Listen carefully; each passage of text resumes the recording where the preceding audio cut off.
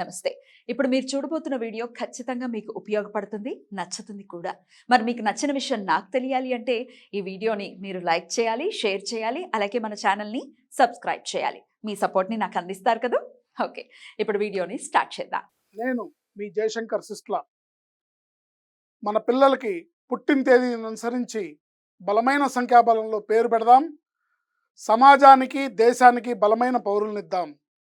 ఏ ఇంట్లో కూడా అర్ధాయుష్ మరణాలు లేకుండా చేద్దాం. నమస్తే. Welcome to our channel. నేను కుపా పద్మిని. ప్రస్తుతంతో పాటు ప్రముఖ ఆధ్యాత్మికవేత్త, ఆస్ట్రోన్యూమరాలజిస్ట్, వేదిక్ వాస్తు స్పెషలిస్ట్, శ్రీ విద్య మరియు హనుమత్ ఉపాసకులు బ్రహ్మశ్రీ డాక్టర్ శివయోగి సిస్లా జయశంకర్ గారు మనతో పాటు ఉన్నారు. మాట్లాడదాం. సార్ నమస్తే సార్. నమస్కారం అమ్మా. ఆయుష్మతి భవ. Sir, attitude is everything. Definitely మనం ఎలా మన వ్యవహార శైలి ఎలా ఉంది అన్న దాన్ని బట్టే ఖచ్చితంగా మనకి గౌరవమా లేకపోతే చిత్కారమా అనేది ఖచ్చితంగా మన యాటిట్యూడ్ని బట్టే ఉంటుంది. అది మన ఇతిహాసాలు కూడా చెప్పి ఉన్నాయి. రామాయణం తీసుకుంటే యాటిట్యూడ్ ప్రాబ్లంతోనే రావణాసురుడు ఇప్పటికీ చిత్కారాలని, ఇప్పటికీ కాదు ఎప్పటికీ చిత్కారాలని అందుకుంటాడు. యాటిట్యూడ్లో ఉన్నటువంటి గొప్పతనం చేత రాముడు ఎప్పటికీ పూజలను అందుకుంటుంటాడు. అంతే. సో ఈ యాటిట్యూడ్ని ఎట్లా మనం అంటే కంట్రోల్లో ఉంచుకోవాలి? ఎలాంటి యాటిట్యూడ్తో మనం వ్యవహరించాలి? ఒకవేళ ఇష్యూస్ ఉన్నాయి, యాటిట్యూడ్ ఇష్యూస్ ఉంటే ఎట్లా వాటిని అడ్రస్ చేయాలి? ఇట్లా వాటిని అడ్రస్ చేయాలంటే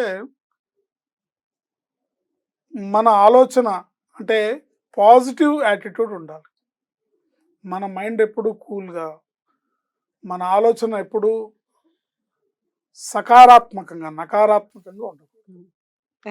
అదే పాజిటివ్ యాటిట్యూడ్. అంటే ప్రతిదానికి మనం స్పందించే విధానం తేడాగా ఉంటుంది. అందుకనే మనకి నెగిటివ్స్ ఎక్కువ వస్తాయి. ఒక సిచ్యువేషన్ వచ్చిందంటే దానికి స్పందించే తీరులోనే మన రిజల్ట్ అనేది ఉంటుంది. సో ఆ స్పందన ఏంటి? ఒక కష్టం వచ్చి పడింది అంటే కూల్గా కూర్చొని అది ఎందుకు వచ్చింది, ఏంటి, దానికి ఎట్లా అనేది ఆలోచిస్తే మార్గాలు దొరుకుతాయి. అమ్మో అయ్యో లబోదిబో అంటే సమస్య జటిలమవుతుంది తప్ప సాల్వ్ అయ్యే పరిస్థితి ఉంటుంది. అందుకనే యాటిట్యూడ్ ఈజ్ ఎవ్రీథింగ్. 98% యాటిట్యూడే, 2% స్కిల్స్ కానీ వర్క్ కానీ ఏదైనా సరే మన హార్డ్ వర్క్ కానీ 2%. మన ఆలోచన విధానం. చెయ్యగలను అనుకున్నవాడు ఏదైనా చేయగలుగుతాడు, చెయ్యలేను అనుకున్నవాడు ఏమీ చేయలేడు. ఎక్కగలను అనుకున్నవాడు ఎవరెస్ట్ శిఖరం ఎక్కగలడు. చంద్రమండలం మీద కూడా మనిషి వెళ్ళాడు కదా. నేను వెళ్ళగలను అనుకునే కదా వెళ్ళాడు. ఏంటి లేకపోతే నువ్వు వెళ్ళగలవని ఎవరన్నా చెప్పారు ఆయనకి? వెళ్ళగలను అనుకుంటే వెళ్ళాడు. వెళ్ళలేను అనుకున్నవాడు పిట్టగోడ కూడా ఎక్కలేడు. సో మన ఆలోచన విధానం ఎప్పుడూ కూడా దేనికైనా సరే దీనికి ఒక కెన్ ఐ డూ ఇట్ అని ఉంటుంది. కెన్ ఐ డూ ఇట్ అంటే నేను ఇది చేయగలనా? అప్పుడు ఐని తీసుకొచ్చి క్యాన్కి ముందు పెట్టాలి. ఐ కెన్ డూ ఇట్, నేను చేయగలను, నేను సాధించగలను అనే ఆలోచన విధానంలో ఉంటే ఏదైనా చేయొచ్చు. ఎవరికి ఏది కావాలనుకుంటే అది చేయొచ్చు. వాళ్ళు ఎవరెస్ట్ శిఖరం కావాలన్నా ఎక్కచ్చు, లేకపోతే ఇంకెక్కడికి పాదయాత్ర చేయాలన్నా చేయగలుగుతారు. ఇప్పుడు ఒకళ్ళు ఉంటారు ఇక్కడి నుంచి తిరుమలకి పాదయాత్ర అంటారు, లేకపోతే ఇక్కడి నుంచి శబరిమలకి పాదయాత్ర అంటారు. సో వాళ్ళు చేయగలను అనే నమ్మకంతోనే వెళ్తున్నారు. అటువంటి ఆలోచన ప్రతి విషయంలోనూ మనకు ఉండాలి. ఉన్నప్పుడే ఆ యాటిట్యూడ్ అనేది మనని దానికి తగిన దారి చూపిస్తుంది. మనం చేయగలను అనుకుంటేనే అది ఆ దారి చూపిస్తుంది. కదిలిపోతుందండి మా మనస్సు దేని మీద, అంటే చంచలంగా ఉన్నాం మేము అనుకునే వాళ్ళు ఎట్లా సార్ దాన్ని మనసుకి ట్రైనింగ్ ఇవ్వాలి. ఎట్లా ఇవ్వాలి? I can do it, I will do it, I can do it, I will do it అని నిరంతరం మనసులో మనం ఉచ్చరిస్తుండాలి. దాన్ని పవర్ ఆఫ్ స్పోకెన్ వర్డ్ అంటారు. మాట్లాడే తీరు బాగుండాలి. ఇంగ్లీష్లో ఒక ప్రావర్బ్ ఉంది, speak what you want, don't speak what you have. అంటే మీకు ఏం కావాలో అది మాట్లాడండి. మీకు ఏ పరిస్థితి ఉందో దాన్ని నోటితో 10 సార్లు అనకండి. నాకు పెళ్ళి అవ్వట్లేదు, నాకు పెళ్ళి అవ్వట్లేదు, నాకు పెళ్ళి అవ్వట్లేదు, మాకు పిల్లలు పుట్టట్లేదు, మాకు పిల్లలు పుట్టట్లేదు, మాకు పిల్లలు పుట్టట్లేదు, మేము ఇల్లు కట్టుకోవాలనుకుంటున్నాం, అవనే అవ్వట్లేదు, అవనే అవ్వట్లేదు, అవనే అవ్వట్లేదు, 10 సార్లు అంటే ప్రకృతి దాన్ని 100 సార్లు చేస్తుంది. అవ్వకుండా ఉండేలా చేస్తుంది అంతే. సో అవ్వకూడదేమో అని అనుకుంటుంది. మన సబ్ కాన్షియస్ మైండ్ చాలా పవర్ఫుల్. ఈ సబ్ కాన్షియస్ మైండ్కి మనం ఫీడ్ చేసే విధానం, ఒకళ్ళు వివాహం కోసం ప్రయత్నం చేస్తాం అనుకోండి, నా పెళ్ళి బ్రహ్మాండంగా జరిగింది, లేకపోతే తల్లిదండ్రులు అనుకోండి, మా అమ్మాయి పెళ్ళి మేము ఘనంగా చేసాం అంటే చేయకముందే మీరు ఊహించాలి దాన్ని. మా అమ్మాయి పెళ్ళి, మా అమ్మాయికి చాలా అద్భుతమైన సంబంధం వచ్చింది.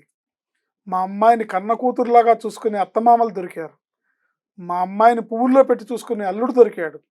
ఇలాంటి ఇంటికి మా అమ్మాయి వెళ్తోంది. మా అమ్మాయికి మేము అద్భుతమైన సంబంధం తీసుకొచ్చి పెళ్లి చేస్తున్నాం. పెళ్లి జరిగింది, అద్భుతంగా జరిగింది, రంగరంగ వైభవంగా జరిగింది.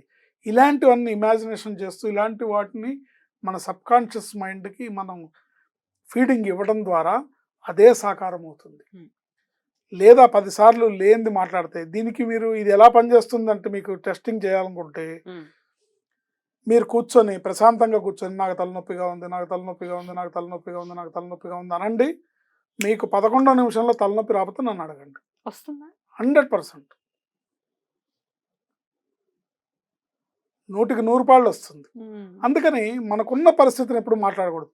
మాకు వచ్చే డబ్బులు చాలట్లేదండి, ఏ కాడికి చాలట్లేదండి, అప్పులు ఎక్కువైపోయినాయండి, బాధలు ఎక్కువైపోయినాయండి, ఈ కాలు నొప్పి తగ్గట్లేదండి, ఈ కాలు నొప్పి తగ్గట్లేదండి, నడుము నొప్పి తగ్గట్లేదండి, నడుము నొప్పి తగ్గట్లేదు, ఏదో షుగర్ అండి, ఏదో బీపీ అండి, ఇవే మాటలు.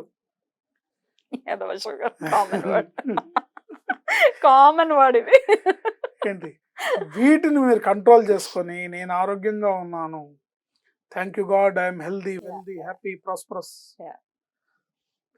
భగవంతుడా నేను ఆరోగ్యంగా ఉన్నాను, నాకు ఎటువంటి అనారోగ్య సమస్య లేదు, ఎటువంటి షుగర్ కూడా నా దరి చేరదు, నా శరీరం ఉక్కు సమానమై వజ్రతుల్యమైనది, ఎటువంటి అనారోగ్యము నా శరీరంలోకి రాదు అని మనం ఆలోచన విధానంలో ఉండాలి. ఉన్నప్పుడు మీ శరీరం అలా మారడానికి ఏమేం చేయాలో ప్రకృతి దారులు చూపిస్తుంది.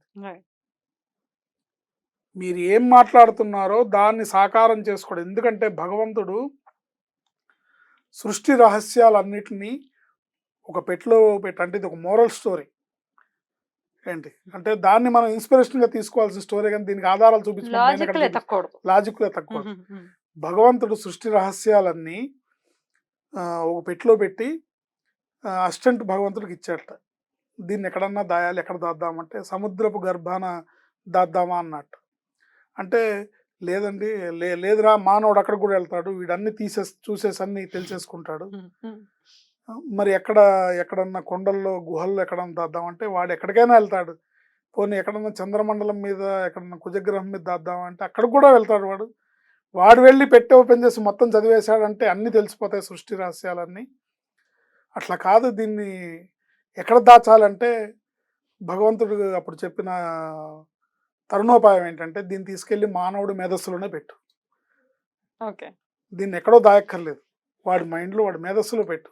ఎవడు దాన్ని మదించి శోధించి సాధిస్తాడో వాడు సాధిస్తాడు, ఎవడు దాన్ని శోధిస్తాడో వాడు దాన్ని సాధిస్తాడు. అలా ఇప్పుడు మరి అన్ని మనిషి కనుక్కున్నవే కదండి, అన్ని కనుక్కున్నాడు కదా మనిషి. ఇవాళ రోజున చేపల నీళ్ళల్లో ఎదగలుగుతున్నాడు, పక్షుల ఆకాశంలో ఎగరగలుగుతున్నాడు, మోక్షాన్ని పొందగలుగుతున్నాడు, కానీ మనిషిలా బతకడం మర్చిపోతున్నాడు.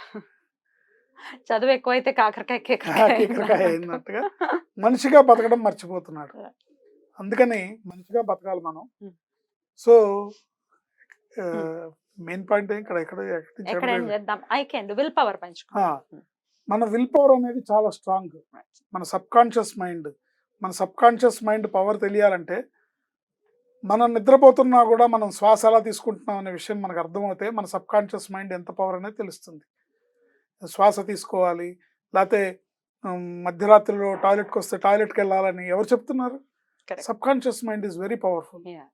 ఆ సబ్ కాన్షియస్ మైండ్కి మనం ప్రోగ్రామింగ్ ఇచ్చే విధానం మనకు కరెక్ట్గా ఉంటే తప్పకుండా మన జీవితం బాగుంటుంది. ఒకవేళ మీ జాతకం బాగాలేకపోయినా ఉన్నంతలో ఉన్నతంగా బతకడానికి మీకు మార్గాలన్నీ దొరుకుతాయి. ఏంటి అందువల్ల జాతకం బాగుండటం బాగుండకపోవడం అనేది చూసుకోవాలి, పేరు బాగుందా లేదో చూసుకోవాలి, అన్నీ చూసుకోవాలి. బట్ ఏదైనా సరే మీ మార్గంలోకి మీకు అదృష్టం రావాలంటే ఆలోచన విధానం కరెక్ట్గా ఉండాలి. మనకి ఏది మంచో, మనకి ఏది జరిగితే మంచి జరుగుతుందో మనం ఇతరులకు కూడా మనం అదే చేయాలి. కర్మ సిద్ధాంతం కాదు, మనకి ఏది జరిగినా మనకి ఏది ఇష్టం మనం ఎదుటి వాళ్ళకి అదే ఇవ్వాలి. మనకు వస్తుంది కూడా కదా. మనకి మంచిది కాదు, ఎదుటి వాళ్ళకి మంచిది కాదుగా. ఆబ్వియస్లీ. సపోజ్ నేను ఒకటి డబ్బులు ఎగ్గొడుతున్నాను అనుకోండి, అది అది ఎవరన్నా నాకు చేస్తే నాకు చెడే బాధే కదా, కదా. బాధే కదా. సో మనం ఎదుటి వాడికి మనం ఎట్లా చేస్తాం? అదే. సో ఇలాంటి పాజిటివ్ యాటిట్యూడ్తో ఉండి పాజిటివ్ లైఫ్ని లీడ్ చేస్తే ఆరోగ్యంగా ఐశ్వర్యవంతంగా ఉంటారు, చక్కగా అన్ని రకాలుగా కూడా అభివృద్ధిని సాధిస్తారు. Right. మన ఆలోచన విధానం, మన ఇన్నర్ వాయిస్, దాన్ని కంట్రోల్ చేయడం నేర్చుకోవాలి. Right. దానికి సరైన ఫీడింగ్ ఇవ్వాలి. Right. I can do it అన్నాం అనుకోండి, ఐ కెన్ డూ ఇట్ అంటే నీ బాగుందా నువ్వేం చేస్తావు అనే ఇన్నర్ వాయిస్ అందనుకోండి, వాల్యూ లేదు. ప్రోగ్రామింగ్ చేయాలండి of the day. చెయ్యాలి. Right. ఎస్, నువ్వు చేయగలరా, నువ్వు చేయగలవు. ఇది అదే. ఎక్కడి నుంచో వచ్చేది కాదు, మనకు మనం Practice పెంపొందించుకోవాలి. చేయాలి. డెఫినెట్లీ మనకు మనం అంటే practice దానికి చేయాలి. పవర్ ఆఫ్ స్పోకెన్ వర్డ్ అంటారు. Hmm. Speak what you want, Yeah. Don't speak what you have. మనకు కావాల్సిందే మాట్లాడాలి, ఫస్ట్ ఇది ఇంప్లిమెంట్ చేయాలి. Right.